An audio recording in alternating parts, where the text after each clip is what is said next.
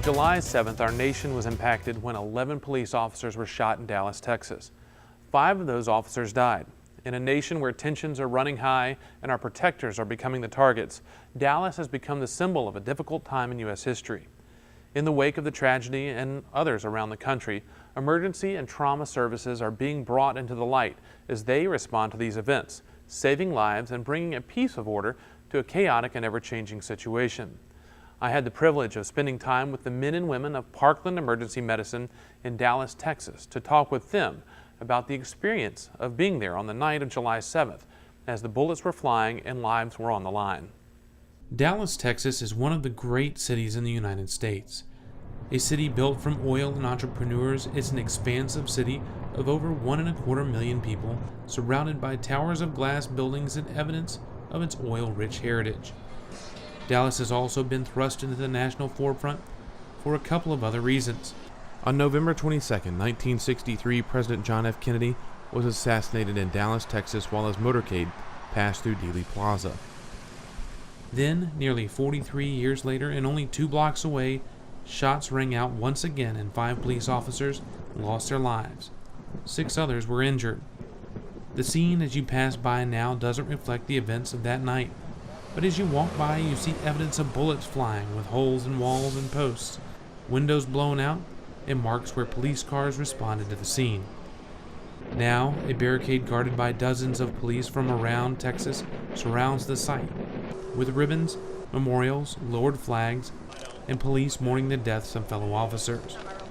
You also see the community coming together, with people of all races showing their gratitude for the men and women in blue. But this was not the only scene that night. The TV may have lit up with scenes of chaos at the site of the shooting, but what was not seen there were those that received the injured and fought to save their lives.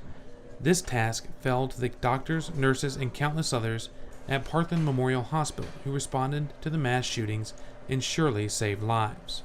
I am an associate professor at University of Texas Southwestern. I'm also the interim chief of emergency services for Parkland Hospital. I am an assistant professor of emergency medicine here at the University of Texas Southwestern, Parkland Memorial Hospital. I am an RN, BSN, and I am one of the trauma nurse managers at Parkland Hospital. These were some of the folks there that night, and as the scene unfolded a few miles away, the staff at Parkland prepared and many responded from home to lend a hand. About 9 o'clock, I had hopped in the shower, getting ready for work, and I stepped out of the shower, looked at my cell phone, and I had tons of text messages, tons of group messages from our fellow residents talking about the shootings and what had happened downtown. So kind of got dressed pretty quickly, got in the car, hopped in the car. Our shift usually starts about 10 p.m. I got here right at 9:30. Anytime there's a multiple casualty incident, here at Parkland, we've been through it a lot. We've done this a lot. We've been able to kind of ramp up in the past, just actually sort of increase our capacities. I walked in and found a very well secured scene and walked into what I would describe as very well controlled chaos. A lot of compassionate providers, I think, doing a lot of good for a lot of boys in blue and gals in blue who are standing around the hospital. When I was traveling back to the hospital, we have other nurse managers that work in our department, so I called both of them and they immediately started to come to the hospital. And then additionally, we have basically kind of a telephone tree that we can activate if we need extra staff, but they already started calling me and the other nurse managers seeing if they needed to come in. During this time, the emergency department wasn't empty. In fact, it was still a fully functional ED with all the other cases that would be taking place on a typical Thursday night. Currently, our volume within the main emergency department is up over 140,000 patient visits a year. And when you add in the patients that come into the OBGYN urgent care and the urgent care emergency department, that's up over 220,000. When I walked in that particular Thursday night, the waiting room was extra deep. I think there were 90 in the waiting room and about 20 to be triaged, so we had some work to do. At that time, when I showed up, there were 300 people in the emergency room. So not only were people willing to help to come in, run the traumas, to help with all the police victims, they were also willing to come in and help. We even opened up the urgent care again. Our program director took one of our interns from over here, took him to the urgent care. They saw a ton of patients over there. We had people out in triage. We had doctors out in triage that were seeing patients from the waiting room and dispoing them, sending them home, admitting them from the waiting room, things like that. So it was pretty amazing to see us keep open our ER with 300 patients, still be able to move patients in and out while all of this was going on as well. The key thing I heard over and over at Parkland was how they were prepared well before this tragedy to respond no matter what they had to face, and it showed that night. And I think it's proper prior planning prevents present problems, and we've got guys in the disaster EMS world who have got this place running a very tight ship. I know some of the community hospitals I'd worked, if this had happened to us there, this would have been a giant train wreck. And here at this particular hospital, which I'm very proud to be a part of, everything felt very smooth. We had at least 2 EMS guys in the field, if not 3. We had one with the tactical team, and everybody was communicating via radio. They were talking with me over text messages. We knew everything that was going on. It was just all very tight and tidy. We had blocked off our critical care and trauma pod so that we knew we had extra beds in case additional patients came in.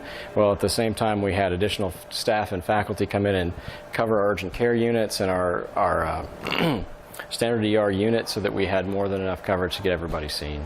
We've got such an amazing disaster and emergency preparedness staff here who have a great plan in place for when this sort of thing happens. We open additional ORs, we know who to call in, we've got plenty of extra staff to come in, and so that folks who just happen to be walking into a shift, if they hadn't turned on the news, if they just woke up to walk in their night shift, would walk into something that was as smooth as possible, where they can provide the best patient care without any disruptions.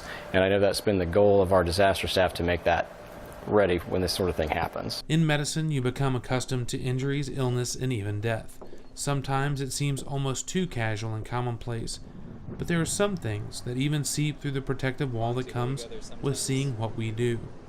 In the world of public service and healthcare, we see ourselves as one big family that has different roles in protecting our fellow citizens. That seemed to be a factor in Dallas as well. It's tough. A lot of the people we see when it comes to trauma, sometimes it's their own fault that it happened, sometimes it's not. But these folks were just doing their job, and it's tough to see that happen, to lose your life just trying to protect the lives of others. So, it's definitely different than the everyday stuff that we see here. We, like most people who work in a big trauma facility, we see a lot of people who are gunshot wounds. We see a lot of people that are in bad car accidents. I think sometimes you can disconnect because you don't know the story behind it. And for us that night, in medicine, along with, people that work in firemen, policemen and women, we're like a family. So it was definitely more personal, and just the large volume, especially when you have patients with any patient, when they come in and they're talking to you and then they maybe don't make it, you form a connection. So I think that was hard, just also the stress of it. With that many patients coming in at once, it adds a new dynamic. And of course, the events of the night eventually hit home with those in the trauma bays. I feel like during the entire shift, I was kind of in a state of shock. We were still accepting all motor vehicle collisions, they were accepting trauma transfer patients as well. So for the rest of the shift, I never sat down. This was the first time where when I got home on Friday morning, normally I'm so tired I just fall asleep. I definitely couldn't sleep at all. I probably slept 3 hours on Friday because I couldn't turn my mind off of it. And it's something I've never experienced before.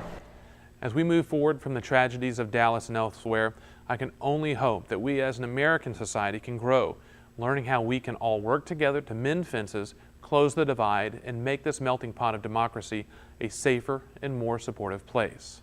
That's all the time we have for this episode of StantonMD. As always, I thank you for joining us and hope you will continue to spread the word about the show.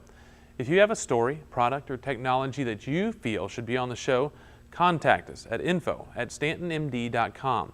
Also, keep up with us on social media via the StantonMD and Everyday Medicine Facebook page, as well as @EverydayMed on Twitter. And of course, our website, StantonMD.com. On the page, you can find past segments and programs, and just in case you missed them. Until next time, I'm Dr. Ryan Stanton, and this has been Stanton MD.